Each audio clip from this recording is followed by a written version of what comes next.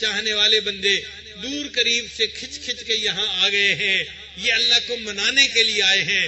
یقیناً ان کا جمع ہونا اللہ کو بہت پسند آئے گا۔ حدیث پاک میں آتا ہے کہ میرے بندے من قبائل شتى، مختلف قبیلوں سے، اور من بلاد شتى، مختلف شہروں سے جب ایک جگہ اکٹھے ہوتے ہیں میرا ذکر کرنے کے لیے تو ان کے اوپر میری رحمت نازل ہوتی ہے، اور فرشتے ایسی محفل کو ڈھانپ لیا کرتے ہیں۔ تو جب فرشتے ایسی محفل کو ڈھانپ لیتے ہیں اور رحمت ان کے اوپر نازل ہوتی ہے، ہم اس رحمت سے فائدہ اٹھائیں اور اپنے گناہوں کو اللہ سے بخشوائیں۔ لہذا ان دنوں میں آپ نے مسجد کے اندر رہنے کی وجہ سے کوئی دنیا کی بات نہیں کرنی ہے، کوئی دنیا کا تذکرہ نہیں کرنا، زبان پہ لفظ ہی نہ آئے دنیا کا۔